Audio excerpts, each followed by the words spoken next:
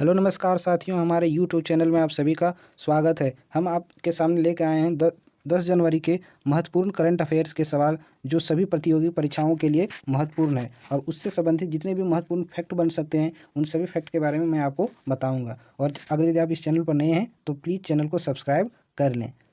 चलिए वीडियो को स्टार्ट करते हैं बिना देरी किए हुए। ये रहा आपके सामने पहला सवाल। केंद्रीय मंत्री गजेंद्र सिंह शेखावत द्वारा राष्ट्रीय जल पुरस्कार 2020 के लिए किस राज्य को चुना गया है? तो इसका सही जवाब क्या होगा? ऑप्शन है उत्तर प्रदेश, बिहार, केरल, मध्य प्रदेश। तो इसका सही जवाब है उत्तर प्रदेश।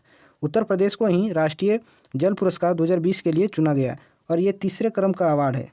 तीसरे क्रम का, ये 2018 से राष्ट्रीय जल पुरस्कार देना स्टार्ट हुआ और ये तीसरे क्रम का है। और 2020 के लिए किसको मिला है? 2020 के लिए उत्तर प्रदेश को मिला है। और किसने दिया है? तो गजेंद्र सिंह शेखावत जो हमारे केंद्रीय मंत्री हैं उसके द्वारा दिया गया है। और गजेंद्र शेखावत हमारे जल शक्ति मंत्री हैं। चलिए चलते हैं अगले सवाल की तरफ से। सहकारिता मंत्रालय के मंत्री कौन हैं? तो सहकारिता मंत्रालय के मंत्री अमित शाह हैं। अमित शाह सहकारिता मंत्रालय के मंत्री हैं।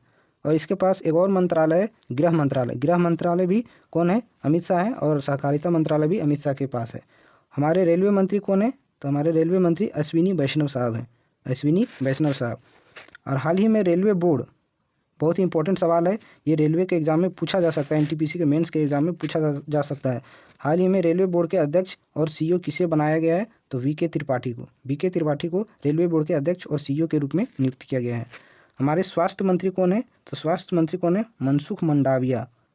और इसके पास एक और मंत्रालय है, केमिकल एवं फर्टिलाइजर मंत्रालय, मीन्स रसायन और उर्वरक मंत्रालय भी मनसुख मंडाविया के पास है और स्वास्थ्य मंत्रालय भी मनसुख मंडाविया के पास है। चलिए अगले सवाल की तरफ चलते हैं। हाल ही में मेजर ध्यानचंद स्पोर्ट्स यूनिवर्सिटी की आधारशिला कहाँ रखी गई है? तो ये आपके मैंने पिछले वीडियो में ही बताया था, पिछले क्लास में, कि मेजर ध्यानचंद स्पोर्ट्स यूनिवर्सिटी की आधारशिला मेरठ में रखी गई है प्रधानमंत्री द्वारा। और इस यूनिवर्सिटी की कुल अनुमानित लागत है जो 700 करोड़ रुपये है। काशी फिल्म महोत्सव का आयोजन कहाँ हुआ है? तो काशी फिल्म महोत्सव का आयोजन वाराणसी, उत्तर प्रदेश में हाल ही में इसका आयोजन हुआ है। अगला सवाल, सार्वजनिक रूप से रोपवे सेवाओं का आयोजन कहाँ हुआ है? तो सार्वजनिक रूप से रोपवे सेवाओं का आयोजन भी वाराणसी में हुआ है। नेक्स्ट, उत्तर प्रदेश का राज्यपाल वर्तमान में कौन है? तो आनंदीबेन पटेल। उत्तर प्रदेश के राज्यपाल कौन है? आनंदीबेन पटेल हैं।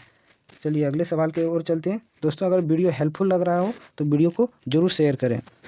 अगला है, ओपेक संगठन का महासचिव किसे नियुक्त किया गया है? तो ओपेक क्या है? पहले ओपेक के बारे में जान लेते हैं। ओपेक है क्या? तो ओपेक एक तेल निर्यातक देशों का समूह है। ओपेक एक तेल निर्यातक देशों का समूह है और ये तेल एक्सपोर्टिंग कंट्री एक्सपोर्ट करते हैं। तो इसके महासचिव वर्तमान में कौन नियुक्त हुए हैं? तो आपके सामने ऑप्शन है मार्कोस ट्रायोजा, मोहम्मद बरकिंदो और हैथम अलघीस गाय राइडर। तो इसका सही जवाब है हैथम अलघीस। हैथम अलघीस को ही ओपेक संगठन का महासचिव नियुक्त किया गया है। आपके सामने एक ऑप्शन दिख रहा होगा मार्कोस ट्रायोजा। मार्कोस ट्रायोजा एनडीबी के वर्तमान में अध्यक्ष हैं। एनडीबी के अध्यक्ष हैं। न्यू डेवलपमेंट के बैंक के वर्तमान में ये अध्यक्ष हैं। और इसका ये बैंक का मुख्यालय कहाँ है? तो शंघाई, चीन में है। ये जो है ब्रिक्स देशों का बैंक है। ये एनडीबी ब्रिक्स देशों के बैंक है। हैथम अलघीस जो है सो मोहम्मद बरकिंदो के जगह पर आए हैं। वर्तमान पहले ये थे मोहम्मद बरकिंदो और अभी नए जो निर्वाचित हुए हैं वो हैथम अलघीस हैं। एक और ऑप्शन आपके सामने दिख रहा है गाय राइडर। गाय राइडर जो है सो आईएलओ के महासचिव हैं। आईएलओ के महासचिव, इंटरनेशनल लेबर ऑर्गेनाइजेशन के सचिव कौन है? गाय राइडर। और इसका मुख्यालय आईएलओ का जो है जेनेवा, स्विट्जरलैंड में है। जेनेवा में इसका मुख्यालय है। चलिए अगले सवाल की तरफ चलते हैं। ये हैं आपके हैथम अलघीस जो अभी वर्तमान में ओपेक संगठन के महासचिव के रूप में नियुक्त हुए हैं। अगला सवाल, WHO के वर्तमान महानिदेशक कौन हैं? तो WHO के वर्तमान महानिदेशक टेड्रोस अधनॉम हैं। Tedros Adhanom. और WHO की बात करें तो WHO की स्थापना जो 7 अप्रैल 1948 को हुआ है। 1948 को स्थापना हुआ है। और इसके महानिदेशक कौन है? टेड्रोस अधनॉम है। और इसका मुख्यालय जेनेवा, स्विट्जरलैंड में है। और इसलिए 7 अप्रैल को ही विश्व स्वास्थ्य दिवस मनाया जाता है, इसकी स्थापना के दिन। WTO के अध्यक्ष कौन है वर्तमान में? तो WTO के वर्तमान में अध्यक्ष नागोंजी ओकोंजा-इवेला जो नाइजीरिया की हैं, और ये पहली महिला अध्यक्ष है WTO की पहली महिला अध्यक्ष चुनी गई है, जो हाल ही में ये चुनी गई है और ये नाइजीरिया से है। अगला सवाल, हाल ही में नियुक्त संघाई सहयोग संगठन के महासचिव कौन है? ये मैंने अभी हाल ही में बताया कि संघाई सहयोग संगठन के नए महासचिव नियुक्त हुए हैं, जिसका नाम है झांग मिन। ये चाइना के हैं झांग मिन। संघाई सहयोग संगठन में भारत और पाकिस्तान जो है सो अस्थायी सदस्य देश कब बना था? तो 2017 में ये बने थे और इसका मुख्यालय बीजिंग चाइना में है। बीजिंग चाइना में इसका मुख्यालय है। चलिए अगले सवाल की ओर चलते हैं। तीसरा सवाल, हाल ही में केंद्रीय मंत्री जितेंद्र सिंह कहाँ पर भारत के पहले ओपन रॉक संग्रहालय का उद्घाटन किए हैं? ओपन रॉक मीन्स होता है चट्टान। इसका संग्रहालय कहाँ उद्घाटन हुआ है? तो आपके सामने ऑप्शन है शिमला, मेरठ, लखनऊ, हैदराबाद। तो इसका सही जवाब है हैदराबाद। हैदराबाद में ही ओपन रॉक संग्रहालय का उद्घाटन किया गया है हमारे केंद्रीय मंत्री जितेंद्र सिंह द्वारा। ये जितेंद्र सिंह हैं जो साइंस एंड टेक्नोलॉजी मिनिस्टर हैं। विज्ञान एवं प्रौद्योगिकी मंत्री डॉक्टर जितेंद्र सिंह हैं। और इसमें अब होगा क्या, ये संग्रहालय में क्या होगा? ये संग्रहालय में पृथ्वी के अंदर, पृथ्वी की गहराई में जितने पुराने पत्थर हैं उन सभी पत्थरों को यहाँ प्रदर्शित किया जाएगा। ये है ओपन रॉक संग्रहालय, हैदराबाद में खोला गया है। चलिए अगले सवाल की ओर चलते हैं। ई गवर्नेंस पर 24वां सम्मेलन कहाँ आयोजित किया जा रहा है? अब ई गवर्नेंस पर 24वां सम्मेलन कहाँ आयोजित हुआ है? तो इसका आयोजन जो है हैदराबाद में हुआ है। हैदराबाद में इसका आयोजन हुआ है। ई गवर्नेंस क्या है? तो ई गवर्नेंस महामारी के बाद, कोरोना महामारी के बाद हमारी डिजिटल प्रशासन किस तरह से कार्य कर रही है उस पर एक सम्मेलन हुआ था जिसका नाम है ई गवर्नेंस सम्मेलन, जो कि हैदराबाद में आयोजित हुआ था। चलिए अब अगले सवाल की ओर चलते हैं। ग्रेनाइट किस प्रकार की चट्टान है? तो पहले मैं आपको बता दूं कि चट्टानें मुख्यतः 3 प्रकार की होती है। आग्नेय क्रम की चट्टानें, कायांतरित चट्टानें और अवसादी चट्टानें। उनमें से तो ग्रेनाइट किस प्रकार की चट्टानें? तो ग्रेनाइट जो है सो आग्नेय क्रम की चट्टानें हैं। आग्नेय प्रकार की चट्टानें ग्रेनाइट है। आगे और है नीस और मार्बल किस प्रकार की चट्टानें हैं? तो नीस और मार्बल कायांतरित चट्टान है। कायांतरित और या तो रूपांतरित भी इसका नाम है। रूपांतरित चट्टानें के रूप में भी इसे जाना जाता है। एक और चट्टान है परतदार चट्टान। परतदार चट्टान किस प्रकार की चट्टानें हैं? तो परतदार चट्टानें अवसादी चट्टानें हैं। अवसादी चट्टानें। अगर वीडियो अच्छा लग रहा हो, आपको हेल्पफुल लग रहा हो, तो वीडियो को शेयर जरूर करें। चलिए अगले सवाल की तरफ चलते हैं। जनवरी 2022 में सी ड्रैगन बहुराष्ट्रीय अभ्यास कहाँ शुरू हुआ है? तो सी ड्रैगन बहुराष्ट्रीय अभ्यास कहाँ शुरू हुआ है? ऑप्शन आपके सामने प्रशांत महासागर, अटलांटिक महासागर, हिंद महासागर और आर्कटिक महासागर। तो इसका सही जवाब है प्रशांत महासागर। प्रशांत महासागर में ही सी ड्रैगन बहुराष्ट्रीय अभ्यास का आयोजन हुआ है। तो इसमें कौन कौन से देश भाग लेंगे? तो इसमें क्वाड देश भाग लेंगे। क्वाड QUAD क्वाड देश, प्लस इसमें दक्षिण कोरिया है, दक्षिण कोरिया और कनाडा इसके अलावा भाग लेंगे इसमें।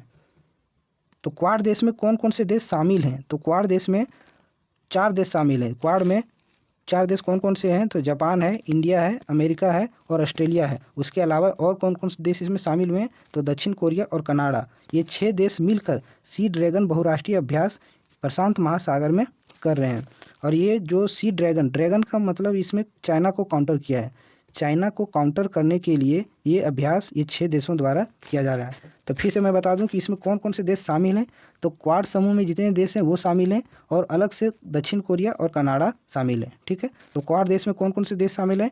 जापान है, अमेरिका है, ऑस्ट्रेलिया है और इंडिया है। इन देशों के अलावा ये 2 देश और शामिल हैं और जिसका आयोजन कहाँ किया जा रहा है? प्रशांत महासागर में। चलिए अगले सवाल की तरफ चलते हैं।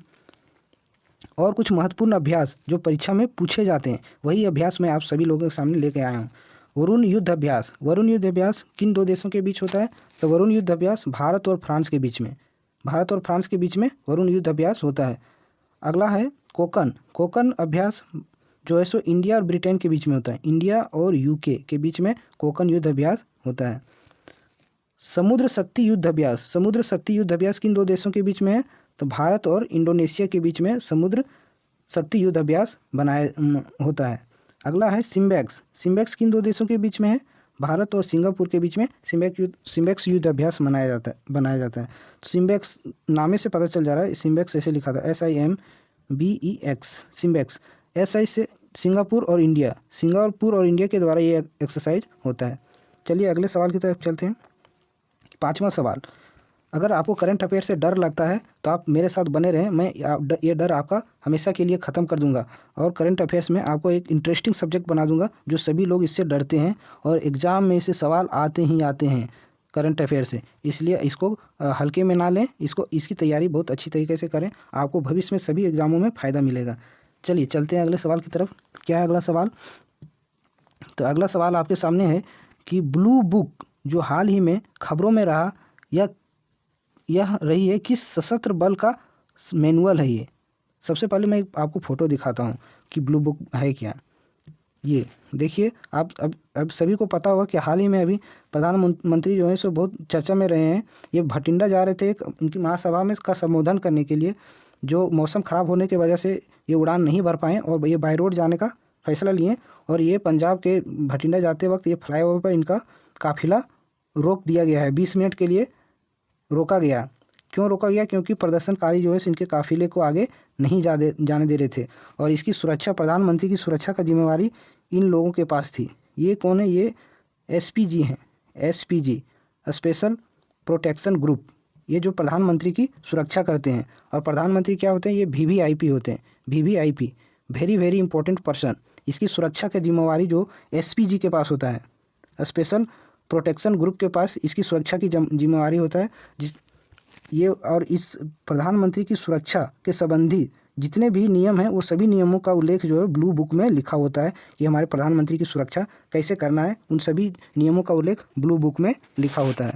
और अगर ये और कुछ पूछे कि इसमें सीएम की सुरक्षा के लिए कौन सा बुक है, तो सीएम की सुरक्षा के लिए येलो बुक। सीएम की सुरक्षा के लिए जितने भी नियम हैं, कानून है, वो सबका कौन से बुक में लिखा हुआ? तो येलो बुक में। तो सीएम की सुरक्षा के लिए येलो बुक और प्रधानमंत्री की सुरक्षा के लिए ब्लू बुक। तो अब आप लोगों को अच्छी तरह समझ में आया होगा कि ब्लू बुक है क्या। चलिए अब क्वेश्चन पर आते हैं। तो ब्लू बुक अभी बताएं, ये जो अभी खबरों में रहा, ये किस सशस्त्र बल समूह का मैनुअल है? तो ये स्पेशल प्रोटेक्शन ग्रुप का ये मैनुअल है, एसपीजी का, स्पेशल प्रोटेक्शन ग्रुप। तो एसपीजी का गठन कब हुआ? जब हमारे पूर्व प्रधानमंत्री इंदिरा गांधी का 1984 में हत्या हुआ था, उसके बाद प्रधानमंत्री की सुरक्षा के लिए एक स्पेशल प्रोटेक्शन ग्रुप की आवश्यकता पड़ी। उसके बाद 1984 के बाद एसपीजी का गठन हुआ। चलिए अब अगले सवाल की तरफ चलते हैं। अगला छठा सवाल, हाल ही श्रीलंका ने किस देश के साथ सामरिक त्रिकोणमाली तेल टैंक परिसर को पूर्ण रूप से विकसित करने के लिए समझौता किया है? तो इसका सही जवाब क्या है?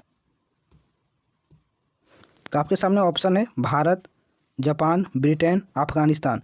तो इसका सही जवाब है भारत। भारत के साथ ही श्रीलंका जो है सो त्रिकोणमाली तेल टैंक परिसर को पूर्ण रूप से विकसित करने के लिए समझौता किया है। तो ये त्रिकोणमाली तेल टैंक जो है सो सेकेंड वर्ल्ड वार, द्वितीय विश्व युद्ध के समय बना हुआ है। इसको फिर से पुनः विकसित करने के लिए श्रीलंका जो है सो भारत के साथ समझौता किया है। तो अब दिखाते हैं मैप में आपको श्रीलंका कहाँ है। ये रहा श्रीलंका, ये श्रीलंका, और ये है त्रिकोणमाली ऑयल टैंक, जिसको विकसित करने के लिए श्रीलंका जो है सो भारत के साथ समझौता किया है। और श्रीलंका की राजधानी कोलंबो, ये है कोलंबो श्रीलंका की राजधानी है। और श्रीलंका के प्रधानमंत्री कौन है? तो इसके प्रधानमंत्री महिंद्रा राजपक्ष और राष्ट्रपति गोताबाया राजपक्ष हैं। और श्रीलंका की मुद्रा रुपया है। श्रीलंका की मुद्रा क्या है? रुपया है। चलिए अगले सवाल की ओर चलते हैं। ये रहा आपके सामने अगला सवाल, भारतीय मानक ब्यूरो ऑफ इंडियन स्टैंडर्ड ने अपनी 75वीं स्थापना दिवस मनाया है, और इसके महानिदेशक कौन हैं? तो BIS, bureau of Indian standard, इसकी जो है अपनी जो 75वीं वर्षगांठ मनाया, स्थापना दिवस मनाया है, इसके महानिदेशक कौन है वो पूछा है। तो ऑप्शन है आपके सामने प्रमोद तिवारी, जी सतीश रेड्डी, पीयूष गोयल और किरण कुमार। तो इसका सही जवाब है प्रमोद तिवारी। प्रमोद तिवारी इसके महानिदेशक हैं भारतीय मानक ब्यूरो का। आपके सामने ऑप्शन दिख रहा होगा बी, जी सतीश रेड्डी। जी सतीश रेड्डी जो है वो DRDO के प्रमुख हैं, DRDO के वर्तमान में प्रमुख हैं। पीयूष गोयल हमारे वाणिज्य और उद्योग मंत्री हैं वर्तमान में। चलिए अगले सवाल की ओर चलते हैं। ये रहा आपके सामने अगला सवाल, पाकिस्तान सुप्रीम कोर्ट, बहुत ही इंपॉर्टेंट क्वेश्चन, या स्टार लगा लो इस क्वेश्चन में। ये क्वेश्चन आने वाले एग्जाम में जरूर पूछे जाएंगे, ये मेरा गारंटी है। और क्या कौन सा क्वेश्चन है कि पाकिस्तान सुप्रीम कोर्ट की पहली महिला जज किसे बनाया गया है? तो ऑप्शन है आपके सामने निगार जौहर, आयशा मलिक, सालिजा धामी, प्रियंका मोहिते। तो इसका सही जवाब है आयशा मलिक। आयशा मलिक को पाकिस्तान सुप्रीम कोर्ट की पहली महिला जज बनाया गया है। आयशा मलिक पहले लाहौर हाई कोर्ट में जज थी, और इसकी पदोन्नति हुई और पाकिस्तान के सुप्रीम कोर्ट में ये जज के रूप में नियुक्त हुई। आपके सामने ये दिख रहा होगा निगार जौहर। निगार जौहर जो है सो पाकिस्तान की पहली महिला कमांडिंग ऑफिसर बनी है। निगार जौहर पाकिस्तान की पहली महिला कमांडिंग ऑफिसर बनी है। ऑप्शन आपके सामने है ऑप्शन डी, प्रियंका मोहिते। प्रियंका मोहिते जो है सो माउंट अन्नपूर्णा पर चढ़ने वाली पहली भारतीय महिला हैं। हाल ही में ये माउंट अन्नपूर्णा पर चढ़ाई की है और ऐसा करने वाली ये पहली भारतीय महिला है। चलिए अगले सवाल की ओर चलते हैं। ये आपके सामने है आयशा मलिक। ये कौन है आपके सामने? आयशा मलिक है। चलिए अगले सवाल की तरफ चलते हैं। 9वां सवाल, हैशटैग बहाने छोड़ो टैक्स बचाओ। बहाने छोड़ो टैक्स बचाओ अभियान किस इंश्योरेंस कंपनी द्वारा शुरू किया गया है? तो ऑप्शन आपके सामने है PNB MetLife, LIC, ESIC, SBI general insurance. तो इसका सही जवाब SBI general insurance. SBI general insurance में ही हैशटैग बहाने छोड़ो टैक्स बचाओ अभियान शुरू किया। और इस अभियान का उद्देश्य क्या है? तो इस अभियान का उद्देश्य स्वास्थ्य बीमा लेने से आप अपने टैक्स कैसे बचा सकते हैं, ये इस अभियान का मेन थीम है, उद्देश्य है। चलिए अगले सवाल की ओर चलते हैं। ये रहा आपके सामने अगला सवाल। केवीआईसी ने देश की पहली मोबाइल हनी प्रोसेसिंग वैन कहाँ लॉन्च किया है? मोबाइल हनी प्रोसेसिंग वैन कहाँ लॉन्च किया है? तो आपके सामने ऑप्शन है मथुरा, नोएडा, शाहजहाँपुर, गाज़ियाबाद। तो इसका सही जवाब है गाज़ियाबाद। गाज़ियाबाद में ही केवीआईसी द्वारा पहली mobile honey processing van launch हुआ है। आप इस वैन को देख रहे होंगे कि इसमें क्या होगा। तो इस वैन में क्या है? इस वैन में एक प्रशिक्षण प्रयोगशाला है। इस वैन में एक प्रशिक्षण प्रयोगशाला है जिसमें हनी की गुणवत्ता को तुरंत पता लगाया जा सकता है। शहद की गुणवत्ता के बारे में तुरंत पता लगाया जा सकता है।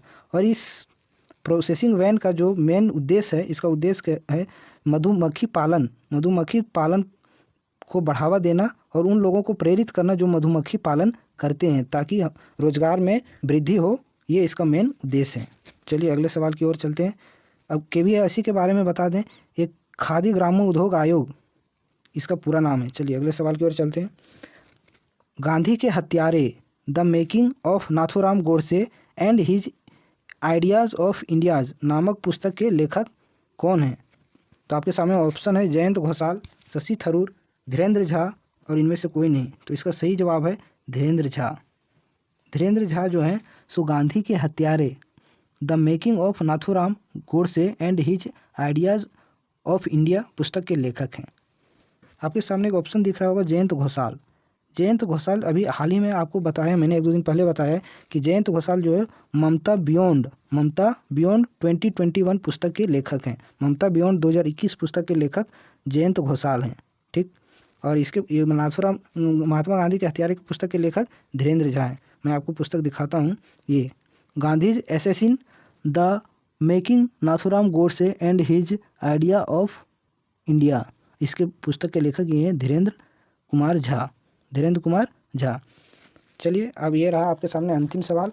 वीडियो को अगर अच्छा लगा तो वीडियो को लाइक और चैनल को सब्सक्राइब करें और अपने दोस्तों को साथ जरूर शेयर करें। चलिए थैंक यू, धन्यवाद। मिलते हैं अगले वीडियो में।